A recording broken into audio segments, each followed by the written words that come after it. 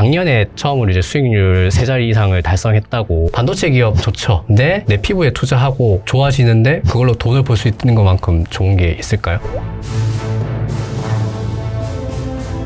교수님 안녕하세요. 안녕하세요. 반갑습니다. 네. 이 책이 네. 무려 103번째 책입니다. 네. 103번째. 네. 그냥 세 번째 책이 아니라 103번째 책. 오, 대단하십니다. 그럼 이번에는 전달자로 네. 초점을 맞추셨어요. 네. 어떤 이유에서 이렇게 관심을 두셨어요? 전달자라는 말에? 보통 이제 말 잘하는 방법, 뭐 예. 스피치 기술 이런 책이 많이 나오잖아요. 근데 그런 책에 또 한 권의 책을 또 추가하면 저도 또 다른 한 사람이 될 것 같아서 그러면 전달의 본질이 뭘까를 가만히 생각해 보니까 전달은 기법, 기교, 기술의 문제가 아니라 삶의 문제더라고요. 그러니까 예를 들면 간디가 그런 말을 했잖아요. 내 삶이 나의 메시지다. 그러니까 삶이 밋밋한 사람은 메시지가 밋밋하거든요. 그러니까 저는 책을 살 때 저자 소개를 보거든요. 이 네. 저자 소개에 어느 시대 뭐 몇 년대 어디 졸업하고 몇 년대 어디 회사 다니다 이렇게 저자 소개가 밋밋하면 그 책 안에도 글이 밋밋하거든요. 그러니까 전달의 문제는 삶의 문제구나. 그리고 그 삶이 밋밋한 사람은 전달도 밋밋하고 삶이 저처럼 이렇게 파란만장한 사람은 파란을 일으키는 문장을 쓸 수 있더라고요.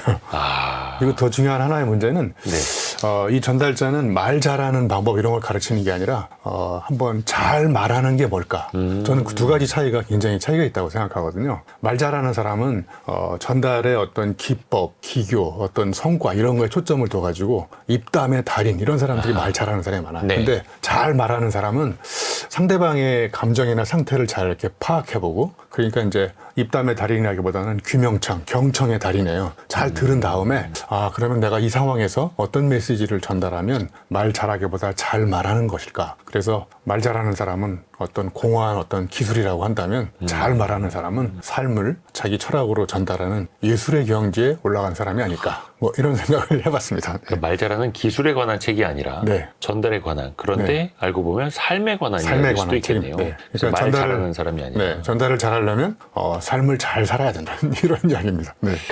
강의는 정말 많이 하시잖아요. 많은 네네. 사람들도 네. 직접 만나고 계시고 현장에서 느끼실 때 전달이라는 게 참 이게 제일 어렵구나. 이런 걸 제일들 어려워하는구나. 어떤 걸림돌을 많이 느끼세요? 제가 보기에는 배달과 전달의 차이를 좀 아시면 좋을 것 같아요. 배달과 전달. 배달, 물건을 배달한다고 하잖아요. 예. 그러니까 배달하는 사람은 주로 남의 이야기를 이야기하는 사람이에요. 남의 것. 자기 게 없어요. 그러니까 이제 현대인의 위기는 우리가 하루 종일 가만히 보면 내 이야기를 하는 시간이 많을까요? 남의 이야기를 하는 시간이 많을까요? 보통 보면 뭐 누구는 어쨌다더라 다 이렇게 배달하는 사람이거든요. 예. 근데 전달하는 사람은 이제 자기가 직접 겪어본 경험적 스토리를 가지고 이야기를 하는 거죠. 그래서 진짜 전달을 잘하는 사람, 전달의 문제는 첫 번째 배달과 전달의 문제일 것 같아요. 또 하나는 배달하는 사람들은 주로 상품을 배달하는 것 같아요. 네. 근데 전달하는 사람은 상품에 담겨져 있는 상징적 의미를 전달하는 것 같아요. 그러니까 겉으로 보이는 어떤 피상적인 어떤 제품이나 외면을 이렇게 이야기하는 것이 아니라 자기 삶에 드리워진 삶의 굴곡이나 이런 것들을 자기만의 스토리나 서사로 꾸며가지고 이야기하는 사람. 그러니까 이 시대의 진짜 전달의 문제는 남의 이야기를 배달하지 말고 자기가 직접 겪어본 경험의 스토리나 이 스토리가 탄탄하게 짜여진 걸 우리가 서사라고 하잖아요. 그런 서사를 전달하는 사람이 점점 없어지고 있다는 게 제가 보기에 이 전달의 심각한 문제가 아닐까 저는 이렇게 생각해봤습니다. 그래서 요즘에 그 이른바 스토리텔링 잘하는 사람들, 네. 서사를 잘 엮어가는 사람들 보면 이제 기가 막히게 이야기 잘한다. 그 대표적인 분이 이제 유영만 교수님이고. 그렇게 되려고 노력합니다. 네. 그러니까 남의 것을 배달하려고만 애쓰지 말고 본인의 것을 전달하는 내 것을 가지고 의미와 메시지를 담아서 일단 이것만 알아도 어느 정도 방향성은 보이네요. 맞습니다. 그래서 그런 게 이제 다시 반복하면 테크닉이나 기법의 문제가 아니라 결국 또 삶의 문제로 돌아온다고 볼 수 있어요. 이런 것도 좀 짚고 넘어가야 할 것 같은데 우리가 평소 쓰는 언어 중에서 사람의 격을 좀 낮추는 것들 혹은 이런 말들은 일단은 쓰지 말자. 아무리 잘 전달하더라도 용어 선택 한두 개 좀 잘못되면 없어 보이잖아요. 몇 가지만 좀 짚어주세요. 우리가 예를 들면 뭐 눈이 왔잖아요. 경치를 보고 죽인다 경치가. 그지? 오늘 점심 먹었는데 된장찌개 맛도 죽인다. 예. 그죠? 아, 이대호 기자 인터뷰하는데 이대호 기자 정말 죽이다. 그죠? 모든 게 다 죽인다로 통용되잖아요. 네. 그리고 또 쓰는 말이 헐, 대박, 네. 개 이런 말 세 가지 단어가 제일 많아요. 짧게. 네? 그러니까 헐은 뜻밖이다 뭐 이런 뜻의 엄청난 단어들을 다 헐이라는 단어 하나로 얘기를 하고 또 개 그러면 와 몹시 뭐 또 네. 예를 들면 아주 뭐 이런 것들이 다 한 단어로 또 표현되고 그다음에 뭐 대박은 야 경이롭다 뜻밖이다 이런 것들을 또 대박이라고 표현하잖아요. 그러니까 이렇게 우리 언어의 해상도가 점점 흐릿해지고 있는 이유 중에 하나는 엄청나게 생각이나 감정을 표현할 수 있는 언어의 경우의 수가 많은데도 불구하고 그런 것들을 다 몇 가지 단어로 축약해서 감정을 일반화 보편화시켜서 전달해버리는 거죠. 그러면 이제 그 사람의 심정이나 감정을 우리가 제대로 감지할 수 없게 되고 뭐 그런 거예요. 또 최근에 이렇게 보니까요. 뭐 그런 거니? 뭐 이 건이라는 말 쓰는 거 있잖아요. 그런 거니? 뭐 그다음에 또 있잖아. 뭐 또 예를 들면 뭐 이런 건 어때? 이렇게 물어보는 사람보다는 예. 그냥 자기 주장을 일방적으로 피려고 해서 아니 근데 이렇게 얘기하는 사람이 있잖아요. 예. 그러면 이제 앞에 거는 다 필요 없고 내 이야기를 하려고 하는 거잖아요. 그러니까 그렇죠. 자기 설명을 필요하지 않은데도 불구하고 일방적으로 자꾸 이제 주장을 피력하려고 하고 그러니까 설명이 필요 없는 세상에 자꾸 설명을 더해서 하려고 하는. 그래서 설명을 자꾸 들으면 이제 세상을 볼 수 있는 눈이 멀어지는 실명당하게 되는 거죠. 설명하려다가 실명이 된다. 네. 그러게요. 또 상대방은 또 그걸 피곤하게 느낄 수도 있는데 네, 그렇죠. 아까 표현 중에 해상도가 낮아진다, 흐릿해진다라고도 하셨는데 결국에는 내가 전달해야 할 핵심 메시지가 더 흐려지는 것. 그렇죠. 설명을 하려다가. 네, 생각이나 느낌이나 감정을 미적분하듯이 이렇게 잘게 쪼개서 구체적인 언어로 표현해야 되는데 그 구체적인 언어의 꾸러미들이 다 없어지고 몇 가지 단어로 상징적으로 그냥 헐, 대박, 개, 무시 그러니까 그 생각이 이제 대충 표현이 되는 거죠. 또 그래서 요즘엔 또 빠르게 임팩트 있게 표현하려다 보니까 또 더 맞습니다. 그렇게 네. 되는 거고요. 또 전달력이 좋다라는 건 설득력이 있다라는 네. 거잖아요. 네. 실제로 설득력이 있는 사람들 어떤 차이일까요? 뭐 사람의 감정을 잘 흔드는 걸까요? 그 수사학의 대가라고 하면 우리가 아리스토텔레스를 꼽잖아요. 네. 그래서 설득의 3대 요소를 많은 사람들이 알고 있는데 로고스는 이제 말 그대로 논리적으로 설명하는 능력이거든요. 이게 설득의 전체 10%밖에 안 된대요. 그럼 나머지 이제 90%는 뭐냐면 그중에 30%는 이제 파토스라고 합니다. 파토스는 뭐냐면 감성적으로 설득하는 능력이에요. 그러니까 로고스가 논리적 설명력이라고 한다면 파토스는 감성적 설득력이에요. 자, 그러면 사람들이 전달을 잘하거나 전달이 잘 될 때 논리적으로 설명을 잘하는 사람이 전달이 잘 될까요? 감성적으로 설득하는 사람이 잘 될까요? 감성이죠. 예. 이게 적절한 비유일지는 모르겠는데 선생님 다 그런 건 아니지만 우리 선생님들은 논리적으로 설명을 많이 하거든요. 네. 이미 알고 있는 지식을 설명해서 의미를 자꾸 이렇게 이제 머리에 꽂거든요. 의미가 머리에 꽂히는 걸 이제 전문 용어로 골 때린다고 하죠. 근데 본인이 겪어본 스토리가 많은 사람들 네. 그런 감성적으로 설득해가지고 예. 의미를 심장에 꽂아요. 네, 그래서 그게 의미 심장해진다고 합니다. 예를 들면 그 광고 카피 같은 거. 그 한 줄의 문장들. 카피도 100% 거의 감성적 설득입니다. 논리에 호소하는 광고는 다 실패합니다. 예. 그러면 이제 나머지 이제 60%가 뭐냐면 이제 가장 중요한 게 이게 이제 에토스라는 게 있거든요. 네. 에토스가 이렇게 딱 보면 그 사람이 말을 하기 전에도 걸어 나오는 모습, 그 신체에서 풍기는 아우라, 뭐 이런 어떤 카리스마 이런 것들이 말하기도 전에 그 사람의 몸에서 뿜어 나오는 그 사람만의 독특한 스타일이나 컬러를 이제 에토스라고 합니다.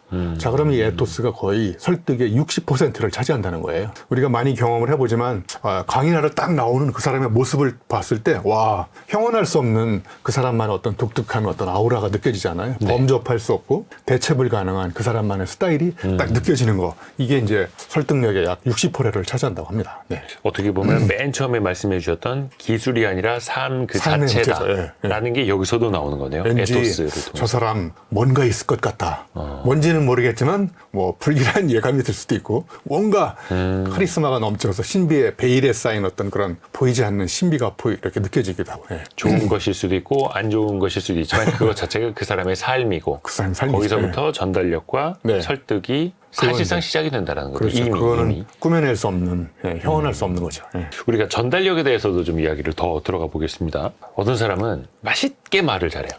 네. 근데 누구는 뭘 해도 노잼이에요. 네.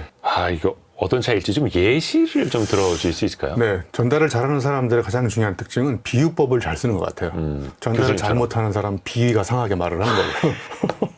자, 예를 들면 누군가가 결혼은 양파다. 예. 우리 이대호 작가님이 네. 결혼은 양파다. 결혼은 왜 양파일까요? 까도 뭔가 새로운 게 계속 나오는- 나온다. 네, 네. 그게 아니고 까도 눈물이 난다는 거예요. 그럼 지금 웃으셨는데 왜 웃으셨냐면 일단 결혼해 보셨을 것 같아. 그리고 양박 가서 눈물 나본 경험이 있어요. 아, 그럼요. 그다음에 이제 결혼해서 눈물 나본 경험이 아, 그럼요. 있으니까 네. 결혼하고 양파가 관계가 없는데 네. 갑자기 결혼하고 양파는 눈물이라는 공통어로 이렇게 연결이 되잖아요. 이렇게 이제 전달을 잘하는 사람들은 은유로 어떤 사유를 촉진하는 데 대가인 것 같아요. 그 사람들은 제가 봤을 때. 자, 그리고 전달을 잘하는 사람들의 또 하나 특징은 추상적으로 얘기하지 않고 구체적으로 얘기하는 것 같아요. 자, 예를 들면, 야, 새해가 됐는데 건강하고 행복해야 되잖아. 이런 말을 하지 않고, 네. 자, 건강해지려면, 야, 건강해야 오래 살고 건강하게 행복하다 이렇게 얘기하면 잘 와닿지 않잖아요. 네. 저는 어떻게 얘기하냐면, 자, 건강해지려면, 행복해지려면 허리 둘레를, 제가 우리 2분의 1 때 얘기했잖아요. 허리 둘레를 절반으로 줄이고, 네. 허벅지 두께를 2배로 늘리고. 그러면 행복해지는 방법은, 건강해지는 방법, 오늘부터 내가 허리 둘레를 줄이려면 뭐 해야 되지? 유산소 운동 해야 되는구나. 허벅지 두께 늘려서 혈당이나 이런 것들을 많이 소비하게 하려면 어떻게 해야 되지? 그러면 이제 하체 운동해서 이런 거 이제 또 허벅지 두께를 늘리고. 네. 그러면 건강해라 이런 말보다는 허리 둘레 줄이시고 허벅지 두께 2배로 늘리셔. 이렇게 딱 임팩트 있게 그렇죠. 전달이 잘 되는 것 같아요. 네. 상대방도 훨씬 더 각인할 수 있겠고 네. 더 쉽게 또 이해가 되니까 맞습니다. 그게 그리고 이제 전달력일 테고. 한 가지만 더 얘기하면 전달을 잘하는 사람들은 이렇게 뭔가 노골적으로 보여주지 않아요. 그러니까 정보와 서사의 차이를 이제 여러 사람들이 얘기하는데 정보는 다 보여줍니다. 결론을 보여주고 그다음에 사람들이 정보를 전달하는데 뭐야 그게 의미가 불투명하고 그러면 사람들이 막 난리법석을 띄우잖아요. 빨리 얘기해달라고. 그렇죠. 그런데 은유법 같이 이렇게 전달하는 사람들은 서사를 전달하는 사람들은 이렇게 신비함을 계속 갖고 있어요. 그래서 이렇게 비유의 외투를 입고 나타납니다. 오늘 제가 이렇게 외투를 입고 나타났잖아요. 네. 결혼은 양파다 이렇게 비유의 외투를 입고 나타났어요. 또 예를 들면 누군가가 야 비만은 비무장지대야. 왜 그럴까요? 비만은 비무장지대다. 네, 일단 의미가 확 밝혀지지 않았잖아요. 그죠? 예. 베일에 쌓여 있죠. 네. 뱃살은 상반신과 하반신에 걸쳐 있는 무책임한 비무장지대야. 이해가 되시잖아요. 예. 그죠? 그러니까 이렇게 뒤늦게 깨닫게 만드는 거죠. 처음부터 이렇게 딱. 그러니까 제가 보기에 모든 신비한 것은 다 베일에 쌓여 있습니다.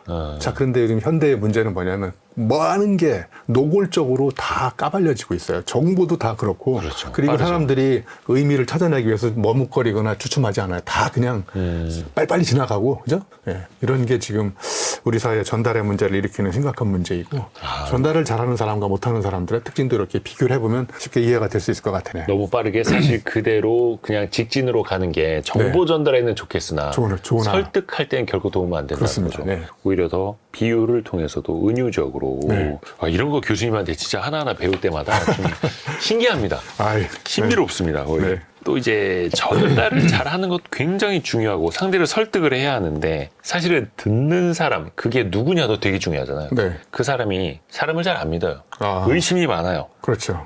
그런 사람한테 가장 좋은 전달 방법은 어떤 게 있을까요? 로고스, 파토스 다음에 에토스를 얘기했잖아요. 그 에토스를 이렇게 보여주는 건데 참 보여주는 게 쉽지 않거든요. 왜냐하면 그 사람의 삶의 문제이기 때문에 제가 이제 하나 에피소드나 사례를 말씀드리면 얼마 전에 이제 방송국에 강연 배틀쇼를 한다고 그래서 한번 출연했어요. 네. 처음으로 저도 방송에 나가서 강연 배틀쇼를 했거든요. 예, 그래서 그 세 사람이 나왔어요. 예. 각자 이제 한 가지 키워드를 가지고 이렇게 얘기를 하는 거예요. 그래서 이제 한 가지 키워드를 딱 얘기를 하면 이제 관중들이 누구 키워드를 먼저 듣고 싶은가 바로 투표를 합니다. 예, 저는 이제 키워드가 사건이었었어요.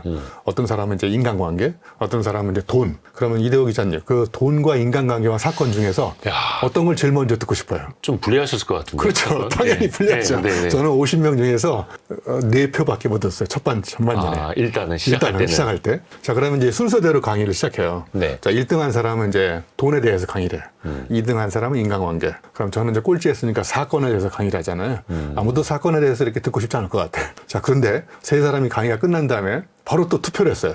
누구 강의를 제일 먼저 후반전에 듣고 싶습니까? 그러면 누가 1등 했을까요? 교수님. 제가 무려 35표를 얻었어요. 야. 자, 그 비결이 뭐냐면 제가 거기서 화려한 언변으로 입담의 달인으로 막 이렇게 사람들을 현혹한 것이 아니라 제가 살아온 삶의 사건을 진솔하게 제 체중이 실린 언어로 사람들한테 전달한 거죠. 그러니까 제 이야기를 듣고 저 양반 삶이 보통이 아니구나. 정상이 아니구나. 그래서 후반전에 저 사람 이야기를 이제 들어보고 이제 감동을 받은 거죠. 자, 이렇게 설득이 안 되는 사람들한테 자꾸 말로 설명하고 핑계를 대고 원인과 해결책을 자꾸 이렇게 논리적으로 설명할수록 제가 보기에 거리가 점점 멀어지는 것 같아요. 그러니까 사건에 대한 주제를 말씀하셨다라고 해서 어떤 좀 특이한 사건, 자극적인 사건을 전달해서 표를 받으려고 했었지 않았을까라는 생각을 했었는데 그게 아니라 진솔하게 나의 제가 이제 사건으로. 예를 들면 사하라 사막 가서 마라톤을 뗐는데 120km 지점에서 탈진 상태가 와서 레이스를 포기했다. 이제 그걸로 얘기하면 끝이 재미없잖아요. 그쵸. 그래서 절대로 포기하지 마라를 믿고 뛰었는데 그게 사람을 죽일 수 있구나. 그래서 제가 갔다 와서 깨달은 인생의 가장 큰 경험적 교훈이 뭐냐면 절대로 포기하지 마라 이런 말을 절대로 쓰지 마라. 이런 이제 그 사건을 통해서 이제 사고가 바뀐 이런 이제 그건 책에서 배울 수 없는 이런 경험적 교훈을 한 6가지 사건을 통해서 제가 얘기했더니 제가 봐도 제가 감동적으로 강의를 잘한 것 같아요. 네. 교수님 같은 경우에도 그러면 하루에 생겨나는 일들, 일상 에피소드를 다 적어놓고 글과 말로 그럼 계속해서 활용을 하세요. 그렇죠. 이제 사건 사고가 그 사람의 전달에 가장 중요한 재료가 되거든요.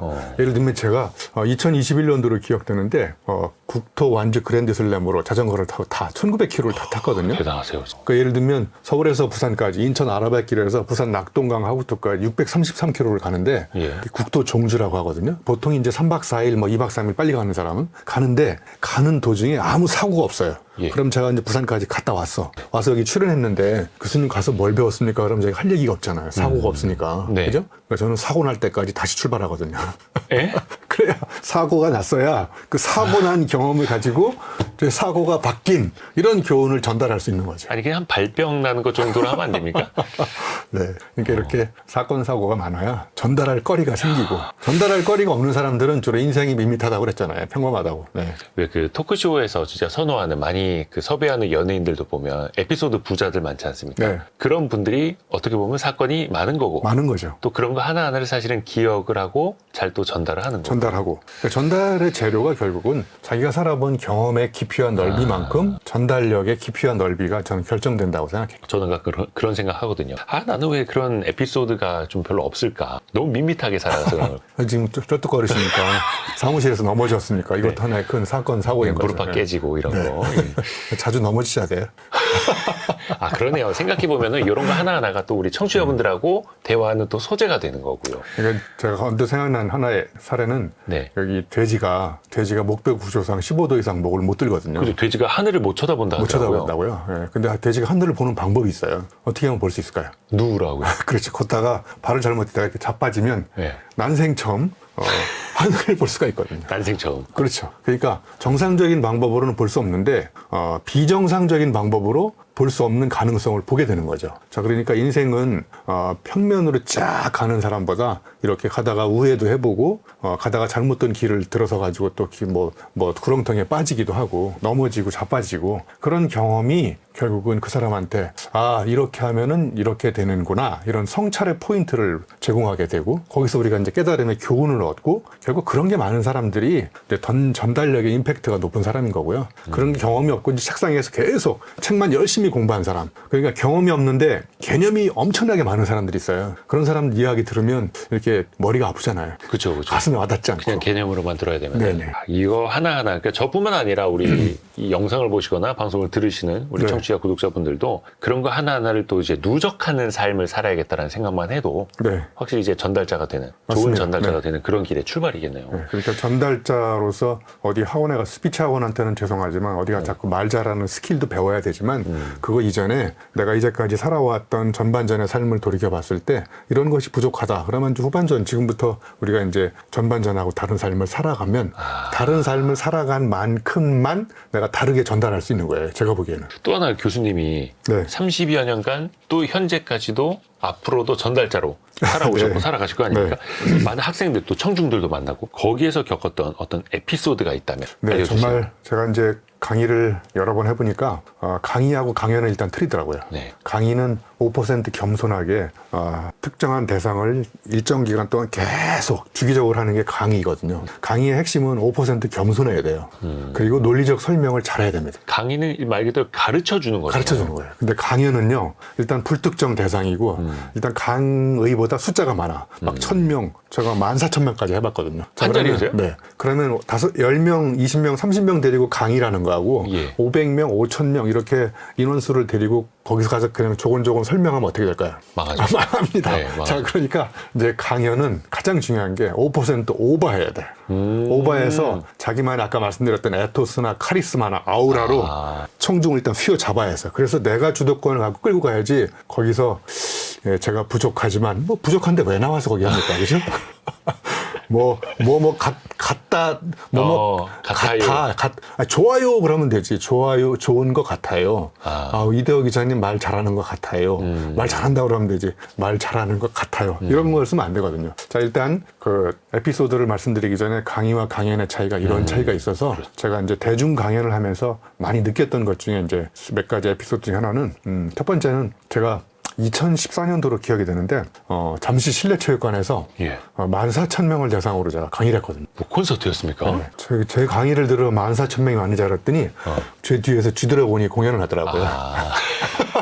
지드래곤 앞서서. 그러니까 제 강의를 들으러 14,000명이 몰린 게 아니라 GD의 노래를 듣기 위해서 몰렸다가 이제 저를 포함해서 이제 저같이 사회적 명사 한 명, 그다음에 이제 스포츠 선수 이상화, 제 기억 이상화 선수가 나왔었고, 그다음에 이제 삼성에서 하는 거니까 이제 삼성그룹 사장단 한 명, 이게 세 명이 앞에서 강의를 하고 이제 강의가 별로 재미없을 것 같으니까 뒤에 이제 GD의 공연을 하는 거거든요. 근데 예. 제가 거기서 와, 14,000명이면요, 그 기세에 압도당할 수 있거든요. 그러니까 잘못하면 휘말리잖아요. 네. 거기 가서 강의하면 안 되잖아요. 예. 강연을 해야 되잖아요. 예. 그래서 제가 화두를 이렇게 던졌어요. 와, GD한테는 열광을 하고 나한테 열광을 안 하더라고요. 예. 그래서 여러분, 열정과 열광의 차이는 뭡니까? 네, 뭘 것 같아요, 우리 기자님? 이거 어려운데요? 열광, 아주 쉽습니다. 열정. 네, 열정은 열광. 내가 하는 거고 열광은 뭔가 수동적으로 나오는 그렇죠. 반응? 예. 예, 열광은 남의 일에 발광을 해. 그러면서 부산물 이렇게 침이 흘러요. 그리고 열정은 내 일에 몰입을 해. 근데 자기도 모르게 땀이 나오는 거예요. 예? 그러니까 진짜 전달을 잘하는 사람은 땀 흘려본 경험을 이야기해야지 침 흘려본 경험을 이야기하면 안 되거든요. 예, 그래서 열정과 열광의 차이는 땀과 침의 차이입니다. 그랬더니 애들이 막 제 이야기를 듣고 막 열광을 하더라고요. 혹시 그러면 땀과 침은 어떤 차이가 있는지 아시나요? 땀과 침? 예, 땀은 예. 소음기가 있기 때문에 썩지 않아요. 침은 소음기가 없기 때문에 썩어요. 그러니까 이제 거기까지는 생각을 못 해봤습니다. 그러니까 침 흘리는 사람이 네. 일찍 죽어. 네. 근데 땀 흘리는 사람은 건강하잖아요. 예? 썩지 않고. 그러니까 아무튼 땀 흘려본 경험. 그래서 예. 전달에 필요한 세 가지 액체가 있어요. 예. 예, 첫째, 땀입니다.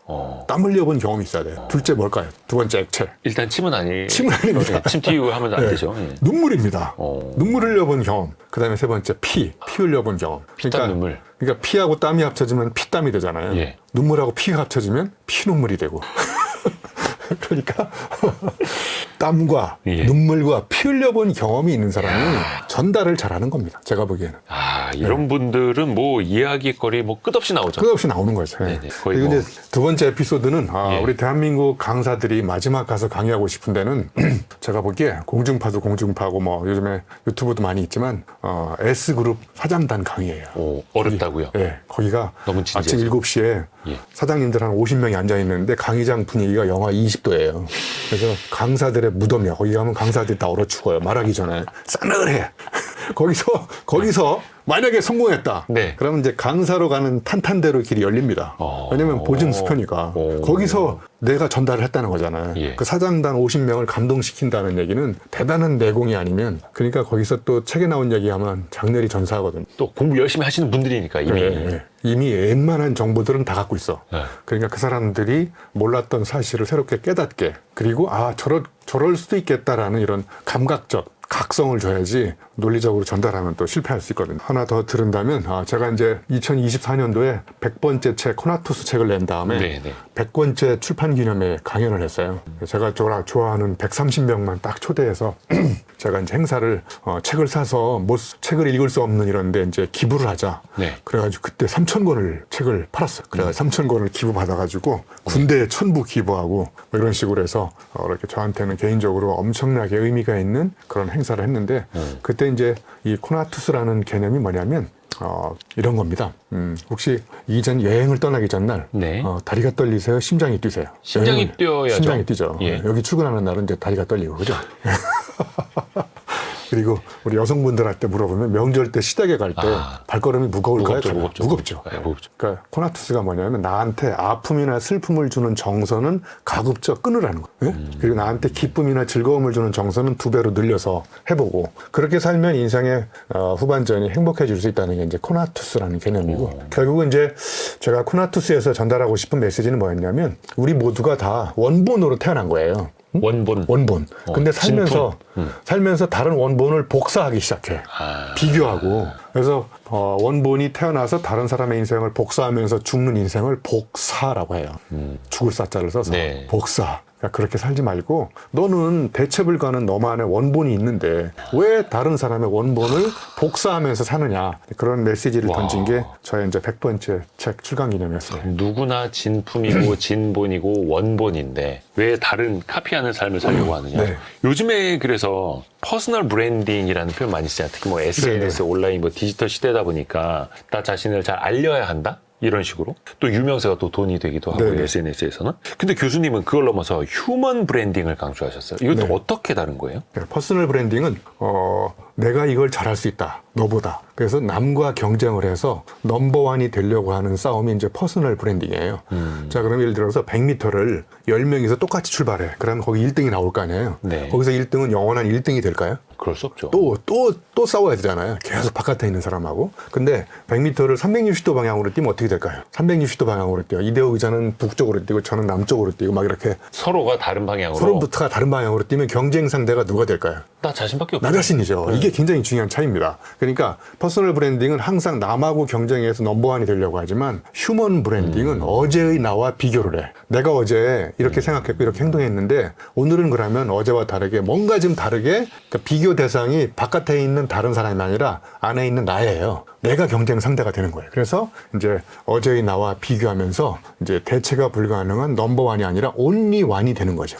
자, 흔히 이거를 이제 마케팅과 브랜딩으로 구분하기도 합니다. 그러니까 네. 마케팅은 넘버원 싸움이고 예. 브랜딩은 온리원 싸움이다. 그러니까 전달은 한마디로 얘기하면 온리원이 되기 위한 휴먼 브랜딩 과정이 저는 전달이라고 생각해요. 그러니까 여기서 다시 전달은 테크닉의 문제가 아니라 내 삶의 고유한 코나투스를 찾아서 그 누구와도 비교 대체 불가능한 원본을 찾은 다음에 원본대로 살아가면 저절로 색 달라지는데 사람들은 태어나서 이제 남 달라지려고 노력하다가 나만의 색깔이 없어져 버렸어요. 그러면 이제 내가 누구인지 모르고 그냥 죽는 거거든요. 근데 진짜 전달은 내가 누구인지를 찾은 다음에 가장 자기답게, 가장 아름답게, 가장 색다르게 자기를 세상에 알리는. 그러면 이제 사람들이 그 휴먼 브랜드가 대체 불가능하기 때문에 그 사람을 부르는 거거든요. 아하. 그러니까 예를 들면 제가 어디 가서 강의를 하는데 사람들이 이제 강의 자료를 달라고 그래요. 그럼 저는 강의 자료 다 줘요. 강의 자료를 주면 사람들은 이제 굉장히 흡족해 하잖아요. 네. 예, 강의 자료를 주면 강의 자료를 확보했다는 심리적인 만족감일 뿐이에요. 그걸 어디다 쓰지도 못해. 그죠. 제대로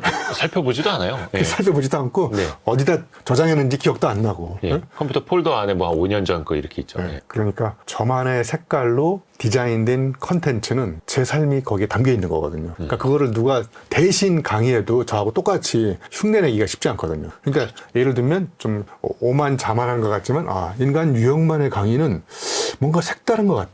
그러면 저 대신 이대호 기자님 대신 가서 강의해 줄 수 있습니까?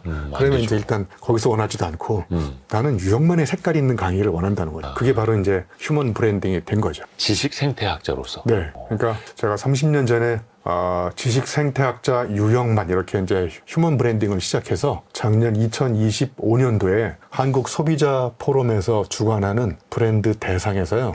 소비자 100만 명 설문조사 해가지고 제가 올해의 브랜드 인물로 선정됐어요. 대단하시다. 그게 비결이 가만히 보니까 한양대학교 유형만 교수로 브랜딩을 했으면 교수는 많잖아요. 여기 한양대학만에 3,000명이 되거든요. 예를 들면. 근데 한양대학교 유형만 교수로 브랜딩을 하지 않고 지식생태학자 유형만 그랬더니 그때는 몰랐잖아요. 지금도 네. 모르는 사람 네, 많거든요. 네, 네. 물론 제가 겨울에는 또 지식 동태학자로 바뀌기도 하고 그리고 겨울에 얼렸다 녹였다 하면 지식 또 황태학자로 바뀌고 지금 우리 이대호 기자님하고는 또 지식 노가리학자로 이렇게 무한변신을 하면서 그게 바로 휴먼 브랜드다. 이게 훨씬 더 오래 가고. 이런 거는 이제 대체 불가능한 그 사람만이 할 수 있는 이야기를 하는 거죠. 또 하나 차이는요. 예. 그 뒤에 질문하고 연관식 다 섞어서 얘기하면 소명과 조명의 차이예요. 아니, 조명과 소명의 차이. 네. 그러니까 퍼스널 브랜드는 조명받을 때 살아납니다. 근데 조명이 꺼지면 그 사람도 같이 사라져요. 그런데 휴먼 브랜드는 그 사람이 소명을 쫓아갑니다. 조명과 소명의 차이는 어마어마한 차이거든요. 소명은 정말 신의 부르심을, 나의 직업의 소명의식을 갖는다고 하잖아요. 그러니까 소명은 그 사람이 죽어도 그 사람의 브랜드는 그대로 살아남습니다. 그러니까 퍼스널 브랜드는 사람 퍼스널이 죽으면 브랜드도 죽지만 휴먼 브랜드는 휴먼이 죽어도 브랜드는 계속 살아남습니다. 위인전 속 인물처럼. 일종의 인물처럼. 네. 근데 이게 네. 교수님처럼 책을 103권이나 현재까지 쓰신 분이나 뭐 30여 년 동안 뭐 연구를 이렇게 하신 분이나가 아니라 네. 평범한 직장인, 네. 평범한 자영업자도 휴먼 브랜딩을 할 수 있다라고 보세요? 맞습니다. 어떻게 하면 왜냐하면 좋을까요? 우리 모두는 저마다의 n분의 1의 재능을 다 갖고 있거든요. 네. 그리고 코나투스는 두 가지가 있어요. 누구나 다 갖고 있습니다. 코나투스는. 이대호 기자님도 코나투스 저도 갖고 있어요. 근데 네. 코나투스는 다 다릅니다. 그 코나투스를 찾으시면 누구나 다 휴먼 브랜딩을 할 수 있어요. 왜냐하면 내가 하면 재미있고 나만이 할 수 있는 것, 그리고 내가 하지 않으면 안 되는 것, 왠지 내가 하면 5시간이 지났는데 5분처럼 느껴지는 일, 이런 몰입 경험을 하게 되면 저절로 저는 그게 그 사람의 휴먼 브랜드가 된다고 생각해요. 근데 내가 단순히 잘하는 것이 네. 아니라 네. 사람들에게 또 스토리가 될 만한 것들, 그렇죠. 내가 네. 경험한 것들, 네. 내 삶의 일부 이렇게요. 우리가 또 뒤집어서 배울 필요도 있어요. 이렇게 하면 망한다. 네. 휴먼 브랜딩 하려다가 이렇게는 빠지지 말아라. 좀 알려주세요. 제가 예전에 이런 사람 만나지 마세요 이런 책을 썼는데, 만약에 제목을 이런 사람 만나세요 그러면 책을 살까요? 이런 사람 만나지 마세요 그러면 책을 더 잘 살까요? 뒤집어야죠. 뒤집어야죠. 그러니까 전달도 제가 강의할 때 어떻게 하면 전달을 잘할까요? 전달력이란 무엇일까? 이런 거 얘기하지 않고 이렇게 하면 전달에 실패합니다. 장렬히 전사하는 전달의 비결 5가지. 그러면 일단 귀가 솔깃하잖아요. 썸네일 이거 써야겠네요. 네. 자, 그러면 이제 첫 번째 전달은 맥락을 잘 파악하지 못할 때 전달이 실패하거든요. 그러니까 예를 들면 제가 7시 30분부터 9시까지 조찬 강연을 갔는데 7시 27분부터 7시 30분까지 3분 동안 스피치 하시는 국회의원이 나타나셨어요. 네. 일단 나타나는 조짐이 약간 불길해 보였어요. 저분이 과연 3분 만에 스피치를 끝낼까? 근데 3분 스피치를 하셔야 되는데 몇 네. 분 스피치를 했을까요? 정치인들의 축사 길죠. 30분 하셨습니다. 그런 자, 분들 그러면 있대요, 진짜. 그러니까 30분 하시는 동안 우리 청중들은 막 그 사람한테 열광을 보여고 막 재밌다고 그런 표정을 보여줬을까요? 아니죠. 예, 욕을 안 해서 그렇지. 야, 당신 지금 눈으로 너 말했을 때. 빨리 안 내려와? 지금 당신이 여기 주연이 아니고 조연이야. 그러니까 쑥맥이 뭐냐면 조연인데 주연으로 착각하는 거야. 가서 그렇게 전달하면 그건 장렬히 전사합니다. 그러니까 그 사람이 30분 제 시간을 뺏어 가는 바람에 제 강의 시간이 90분에서 60분으로 줄었잖아요. 네. 그래서 제가 무대 위에 딱 올라가서 이렇게 얘기했어요. 예. 이 세상에서 가장 강력한 범법 행위가 뭔지 아십니까? 예. 남의 시간을 도둑질하는 예? 그런 사람이라고 그렇게 얘기했더니 이제 이분이 자기 이야기 끝나고 바로 나가셔가지고 제 이야기를 못 듣고 가셨어요. 가셔갖고 그런 말씀 하신 거 아닙니까? 그렇죠. 네. 안 계시니까? 네. 그 맥락에 실패하는 게, 그러니까 이게 전문 용어로 맥락적 사유라고 하거든요. 제가 지금 이대호 기자님과 이렇게 이야기를 하면서 이 기자님의 표정을 보거든요. 표정이 예. 썰렁하면 바로 메시지를 접어야 돼요. 근데 또 재밌어 하면 이거 각본에도 없는 얘기를 계속 하는 거예요, 지금. 그죠. 이게 순간순간 계속 맥락을 파악하면서 해야 되는데 전달의 장렬히 전사하는 비결은 맥락에 관계없이 쭉 얘기하면 돼요. 이게 이제 아마추어와 프로의 차이기도 합니다. 아마추어 전달자는 준비한 각본대로 관중의 반응이 있거나 말거나 쫙 하면서 일관성 있게. 예. 이게 장렬히 전사합니다. 근데 이제 강의 경력이 좀 많으신 분들은 딱 눈치를 봐. 안 통하는구나, 준비한 게. 그럼 주머니에 다른 걸 꺼내요. 다른 걸 꺼내서 그때 다른 메시지를 던집니다. 이게 이제 시시각각 임기응변력을 발휘해서 어떻게 하는지에 따라서 전달에 성공하느냐 실패하느냐가 이제 결정되는 거고요. 이제 또 하나는 그 빌 게이츠하고 네. 스티브 잡스가 대학 졸업식 축사에 가서 연설을 했잖아요. 네. 누구 연설이 더 재밌을 것 같아요? 빌 게이츠는 별로 기억에 남지 않아요. 그렇죠. 예. 이게 바로 이제 전달에 실패하는 한 가지 사례거든요. 이제 빌 게이츠는 죄송하지만 모범생 스타일로 계몽을 해.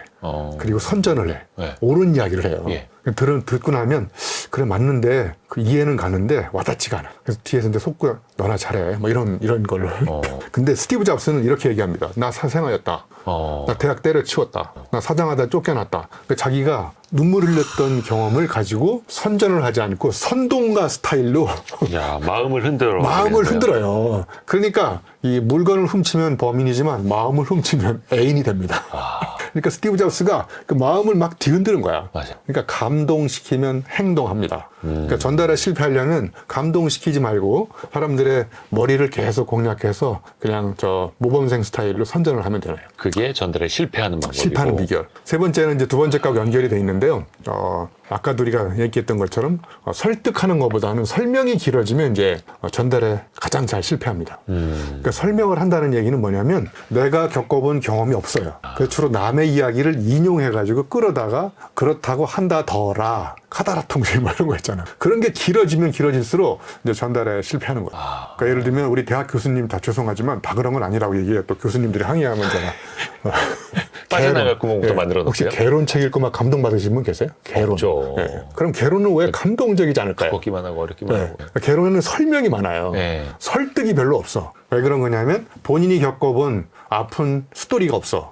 그러니까 경험적 스토리가 없기 때문에 감성적 설득이 불가능한 거예요. 그 사람들이 택할 수 있는 강력한 한 가지 방법은 논리적 설명입니다. 그렇죠. 그러니까 설명이 길어지면 이제 설득이 없어지면서 이제 의미는 이해는 되지만 이해가 되는데 머릿속에 있는 이해가 심장으로 내려오질 않아요. 이 머리와 심장 사이 30cm 거리가 이 세상에서 가장 먼 거리라고 하잖아요. 네. 그리고 심장에서 손까지의 거리, 느껴 쓰고 감동했으면 손발이 움직여야 되는데 이게 이제 거꾸로 뒤집혀야 잘안 가죠. 되거든요. 네. 그래서 제가 체인지라는 말을 만들었는데 몸체자, 어지린자, 지혜지자예요. 영어의 체인지하고 발음이 똑같잖아요. 예. 제가 세계 최초로 만든 단어예요. 네. 저는 이제 사람들이 알고 있는 익숙한 단어를 미리 조합을 해가지고 사람들 몰래 특허청에 등록을 시켜놔요. 와우. 그래서 저의 허가없이 함부로 쓰는 사람들 이렇게 뒷조사해서 이렇게 시비 걸어가지고 돈 뜯어내는 전략으로 먹고 살고 있어요. 농담이시고. 이게 그 상표권까지도요? 네, 특허청에 상표 등록이 돼 있어요. 와. 그러니까 저게 뭐냐면 몸을 움직여야 돼. 아. 직접. 그러면 이제 내 가슴으로 느낌이 와. 그러면 이제 머릿속에 결과로 생긴 게 지혜야. 그게 세상을 체인지할 수 있다는 거예요. 근데 사람들 거꾸로 하잖아요. 머리를 먼저 공략을 해. 그다음에 심장으로 와닿기를 기대해. 그다음에 심장에 와닿은 게 손으로 나가서 실천, 손발이 움직여서 실천하기를 기도하지만 설명이 길어질수록 머리와 가슴과 손의 사이는 점점 멀어집니다. 근데 설득을 하면 일단 뭐부터 이 심장이 뛰어. 예? 그리고 머릿속에 올라가서 막 이 새로운 지혜가 생겨. 그래서 이제 손발이 움직이기 시작하는 거거든요. 네. 그렇죠. 왜 인지 기능을 향상시키는 방법도 우울증을 없애는 방법도 다 몸을 쓰는 거라고 나가서 운동하고 몸을 쓰는 거라고 하고 사람을 설득할 때도 사실은 네. 몸부터 맞습니다. 그러면 또 하나만 더 얘기하면 전달에 실패하는 사람은 재미없는데 의미 있는 이야기를 계속해요. 우리 교수님들이 강의를 하면 다 그런 건 아니지만 5분 지나면 이렇게 5명이 또 졸고 10분이 지나면 10명이 졸다가 50분이 끝나면 50명이 다 자도 세계적인 석학 교수님은 칠판을 보고 논리적으로 설명을 계속 하시는 경우가 있거든요. 그러니까 학생들과 이제 전달에 실패하는 왜 그러냐면 재미가 없는데 의미 있는 이야기를 계속 하잖아요. 그래서 저는 세상을 움직이는 사람들은 재미와 의미를 다 잡는 사람. 재미없는 의미는 견딜 수 없는 답답함이고요. 의미가 없는 재미는 참을 수 없는 가벼움이에요. 그러니까 개그맨들 죄송하지만 재미는 있는데 의미 없을 수도 있고 교수님은 의미는 있는데 재미가 없을 수 있고 또 다 그런 건 아니니까요. 두 분들 다 재밌고 의미 있을 수 있으니까 진짜 전달에 실패하는 방법은 재미를 빼고 의미를 계속 전달하거나 의미를 빼고 재밌게만 계속 하거나 이것도 제가 실패한다고 생각해요. 그러니까 재밌게 들었는데 저게 뒤통수를 치는 깨달음을 주는 의미가 있으면 그건 전달에 성공하는 거라고 보면 될 것 같습니다. 야, 근데 사실 그거를 다 갖추기가 진짜 쉽지 않은 거죠. 이 중에 이제 한두 가지만 잘 갖추시면 결국은 다시 또 경험으로 돌아가면 겪어본 경험이 있으면 재밌게 할 수 있고요.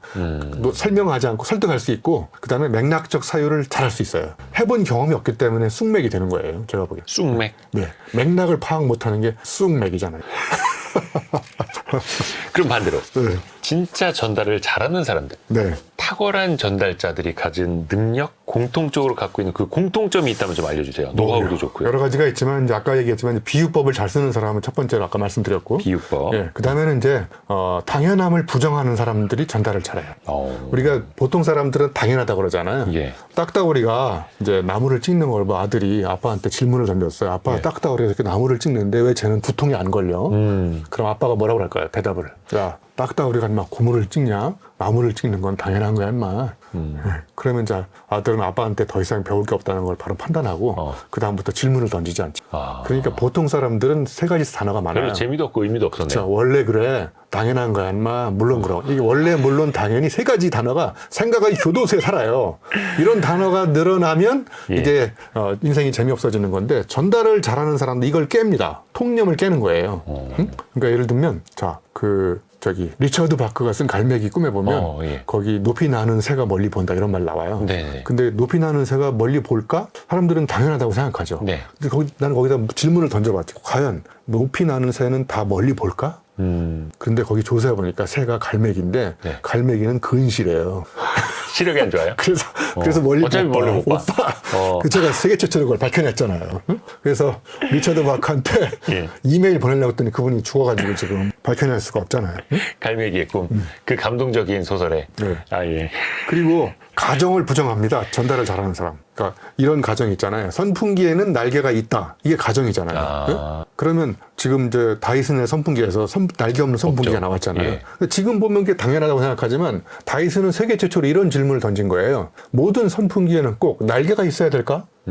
그러니까 이제 이 사람 덕분에 이 사람 전에는 다 날개가 있어야 된다는 걸 해서 혁신을 거듭해도 다 그저 그런 선풍기가 나왔는데 이분이 세계 최초로 가정을 없애버린 거예요. 뭐뭐에는 뭐뭐가 있다. 이걸 없다로 바꾼 거야. 선풍기에는 날개가 없다. 그래서 날개 없는 선풍기가 나온 거죠. 이것도 당연함을 부정하는 거예요. 당연함을 부정하는 거예요. 뭐 예를 들면 레스토랑에 가면 음식을 뭘 보고 주문하나요? 메뉴판이요? 메뉴. 그럼 음식점에는 메뉴가 있다가 당연한 거잖아요.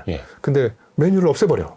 그러면 메뉴 없는 음식점이 생기는 거죠. 그날 주방장이 들어오는 사람 표정을 보고 주 맘대로 만들어주는 거죠. 이런 이제 메뉴 없는 음식점이 생기는 거죠. 이런 농담은 방송이 될지 모르겠지만 집에는 집사람이 있다. 이걸 없애면 집사람 없는 집, 이런 새로운 집이 생기는 거죠. 아, 새로운 집인가요?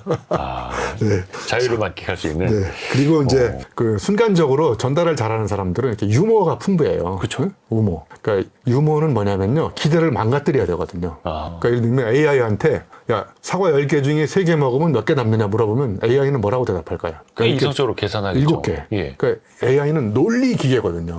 근데 어떤 아이가 손 들고 10개 중에 3개 먹으면 3개 남는. 왜냐하면 먹는 게 남는 거니까. 지금 웃으셨잖아요. 네네네. 왜 웃었어요? 의외잖아요. 그렇죠. 그러니까 의외성의 메시지를 전달하는 사람이 전달을 잘하는 사람. 기대를 깨버리는 거죠. 뭐 1 더하기 1은 3이래 어떤 아이가. 왜냐 그랬더니 자기 누나가 시집가서 집에 왔는데 떠날 때는 2명이었는데 돌아올 때는 3명이 돼서 돌아. 그러니까 이런 게 이제 수학적으로는 틀렸지만 논리적으로는 틀렸지만 사람을 빵 터지게 하잖아요. 그러니까 빵 터지게 하는 유머가 전달자의 필살기거든요. 그렇죠. 그 강의나 강연 들을 때도 뭐 30분, 1시간, 2시간짜리 들을 때 어떻게 보면 졸릴 수도 있는데 그 중간중간에 빵빵 터뜨려주고. 네. 그리고 하나만 더 얘기하면 그 한 끗 차이, 미묘한 차이를 절묘한 유머를 써가지고 설명을 잘하는 사람들이 전달을 잘해요. 예를 들면 뭐 사건과 사고는 어떤 차이가 있습니까? 물어보면 사람들도 이제 논리적으로 생각하잖아요. 사건은 내가 당한 거고, 그죠? 사고는 내가 일으킨 거고. 그러니까 교통사고라고 그러나요? 교통사건이라고 그러나요? 사고라고 하죠. 사고라죠. 근데 어떤 사람이 사건을 일으켜요. 보험료를 타먹기 위해서. 그 사람한테는 교통사건인 거거든요. 근데 더 쉽게 구분하면 내가 기르는 반려견한테 물리면 사고 당한 거예요. 근데 오늘 돌아가셔가지고 기르는 개를 가서 물으세요. 내가 개를 물면 그건 사건이 되는 거예요. 그러니까 이렇게 국어선에 나오는 미묘한 한 끝발의 차이를 재미나게 설명하는 거죠. 그러면 이제 그런 차이가 있구나. 엉덩이와 궁둥이는 어떤 차이가 있을까요? 엉덩이랑 궁둥이요? 네, 차이가 있어요. 차이가 있네. 의자에 앉았을 때 의자하고 내 살이 닿는 요 접촉 부위만을 요걸 궁둥이라고 그래요. 의자에 닿는 부위. 의자에 안 닿는 허벅지부터 중간 허리까지, 허벅지 중간부터 허리까지 나머지 안 닿는 부위를 이렇게 요거를 엉덩이라고 하는 거예요. 그러니까 엉덩이는 의자에 안 닿아요. 궁둥이만 의자에 닿습니다. 그래요? 이거 처음 알았죠? 네네. 생각을 못 해봤습니다. 이 나이가 되도록 엉덩이와 궁둥이는 모르고 계시잖아요. 자, 그러면 주사는 엉덩이에 맞아야 될까요? 궁둥이에 맞아야 될까요?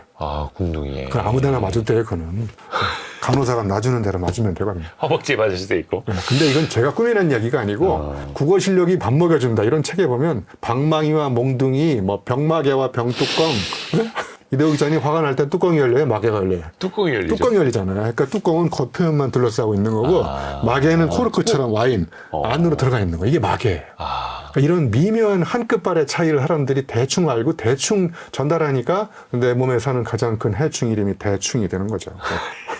대충 하지 말아라. 네.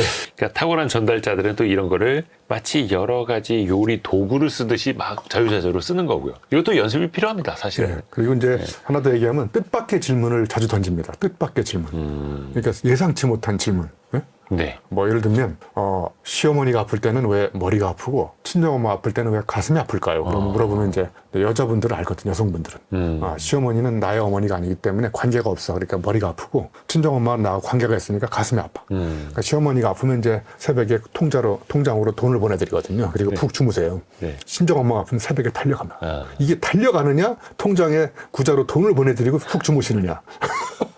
이게 머리 아픈 것과 가슴 아픈 것의 차이인데 이게 정말 대단한 차이거든요. 세상은 가슴이 아픈 사람이 전달을 잘합니다. 근데 이거를 또 듣는 사람이 당연히 그러면 공감을 또 할 테고 할 수밖에 네. 없고. 네. 요것도 좀 여쭤봐야 되는데 이제 AI 시대가 되니까 요즘에 글 쓰는 것도 AI한테 대신 많이 시키거든요. 네. 그냥 AI 시대에 좋은 전달자가 되려면 뭐 유영만 교수를 카피해서 글을 써봐 내가 어디 가서 발표하게 네. 이런다고 될 것 같진 않고요. 네. 어떻게 해야 될까요? 그러니까 AI가 쓰는 언어와 사람이 쓰는 언어의 가장 중요한 차이는 무게감의 차이입니다. 자, 예를 들면 제가 고등학교 다니면서 용접을 했거든요.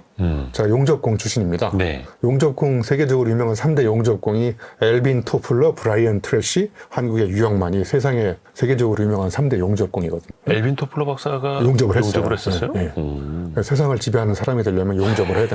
아무튼 자 그러면 저는 고등학교 때 회색빛 청춘을 보내면서 막 눈물 흘리면서 예. 선배님들을 맞아가며 용접을 했거든요. 네. 그러니까 저는 용접이라는 단어를 딱 쓸 때 그 청춘 회색빛 청춘을 보냈던 그 회한과 눈물과 이런 땀이 쫙 저 무게감이 엄청나게 무겁게 다가와요. 그러니까 용접이라는 단어를 저울에 딱 재면 이 어마어마하게 무겁습니다. 네. 근데 우리 이대호 기자님 용접 안 해보셨잖아요. 잠깐 해봤습니다. 잠깐 해보셨어요? 네네네. 와 용접을 해보셨구나. 네, 잠깐. 네. 근데 AI가 용접을 해봤을까요? 못 해봤죠. 못 해봤죠. AI가 용접을 쓰는 단어와 제가 글을 쓸 때 용접이라는 단어를 쓸 때 어떤 심리적인 뉘앙스의 느낌의 차이가 있을까요? AI는 그냥 통계적으로 확률적으로 패턴이 높은 단어를 그냥 계산해서 찾아와요. 그렇죠. 네. 그러니까 AI는 지능적이고요. 사람은 지성적이라고 합니다. 그러니까 지능적이라는 말의 특징은 뭘까요? 우리 이대호 기자님한테 당신은 정말 지능적이야. 그러면 기분이 좋으세요? 왠지 좋진 않네요. 예, 그렇죠. 지능적. 네, 지능적이라는 말은 계산적이란 말입니다. 계산은 빠르게 하는 게 계산입니다. 그런데 지성은 깊이 사유합니다. 의미를 반추해보고. 그러니까 AI는 몸이 없기 때문에 땀을 흘려본 적이 없어요. 눈물 흘려본 적도 없고 네. 침도 안 흘리지만 피도 안 흘리고 그러니까 겪어본 경험이 없기 때문에 자기가 쓰는 단어가 모든 단어들이 다 경험의 깊이와 넓이가 없어요. 그런데 사람이 쓰는 단어는 다 그런 건 아니지만 저마다 다 사람마다 다르잖아요. 예를 들면 아파트 그러면 우리 이대호 기자님 뭐가 제일 먼저 떠오르세요? 아파트. 윤수일이 떠오르세요? 아파트먼트라고 하는 그런 건축물이 건축물. 떠오르겠죠? 로제가 떠오르세요? 로제도 떠오르고. 예. 예. 저는 이제 예를 들면 아파트 그러면 건설 현장에서 일하는 노동자들의 근로자들의 얼굴이 떠올라요. 제가 대학 다닐 때 아르바이트를 해봤거든요. 벽돌 네, 날리는 네. 거예요. 근데 어떤 사람은 이제 한 5, 60대는 윤수일이 떠오르고 20, 30대 M세대는 뭐 로제가 떠오르고 네. 어떤 아이는 평수가 떠오르고 다 이렇게 아파트라는 단어에 대해서 이렇게 연상되는 그 경험이 왜 다 다를까요? 그 아파트와 관련된 경험이 다른 네, 거잖아요. 그렇죠. 그러니까 AI는 아파트와 관련된 경험을 해본 적이 없어요. 그러니까 걔가 쓰는 언어는 굉장히 계산적이고 확률적이고 통계적인 언어입니다. 그러니까 그 언어 속에는 삶의 애환이나 희노애락이 담겨 있잖아요. 그게 저는 AI가 쓴 언어와 사람이 쓴 언어의 근본적인 차이라고 생각하고 그래서 점점 AI 시대가 돼도 저는 이렇게 생각해요. 더 많이 읽어야 되고 예? AI가 대신 읽어주고 이대호 기자 안 읽으면 어떻게 될까요? 도태되죠. 도태되죠. 그 다음에 AI가 대신 써줘. 읽지도 않고 쓰는 것도 AI한테 요약해달래. 그리고 이제 AI한테 대신 말해달래. 자, 그러니까 읽기, 쓰기, 말하기를 다 AI가 대신하기 시작하면 인간의 존재 이유가 점점 없어집니다. 그래서 이제 사람은 점점 머리를 안 쓰게 되고 이제 결론적으로 얘기하면 인공지능이 인간 지능을 다 지배하기일 수도 있어요.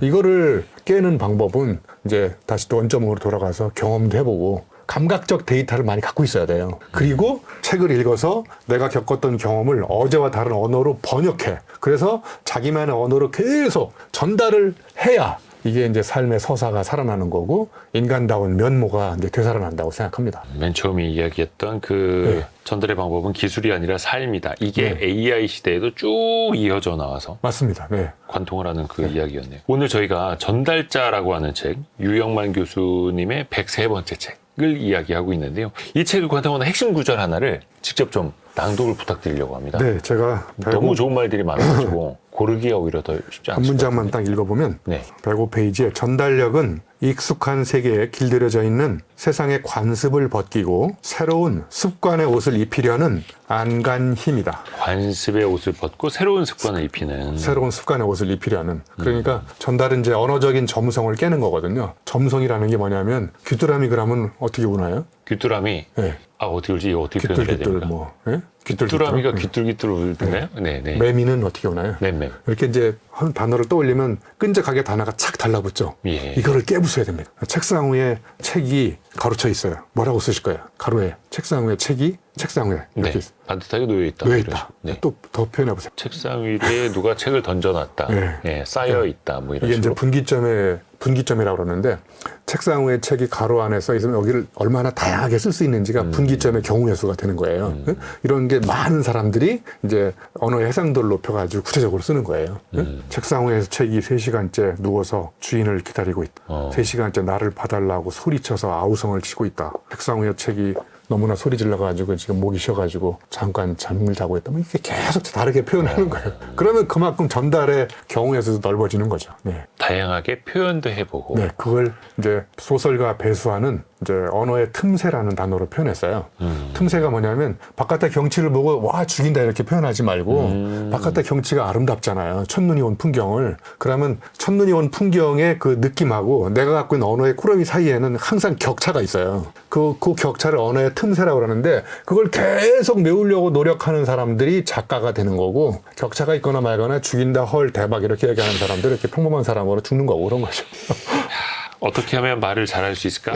저 사람들은 어떻게 저렇게 말을 잘할까? 네. 사실 어떻게 보면 그 질문에 대한 답을 하나둘씩 찾아갈 수 있는 그런 시간이었고 그런 책이었습니다. 오늘 별책부록은요. 한양대 교육공학과 유영만 교수와 함께 전달자라는 책을 같이 읽어봤습니다. 고맙습니다. 네, 고맙습니다. 감사합니다.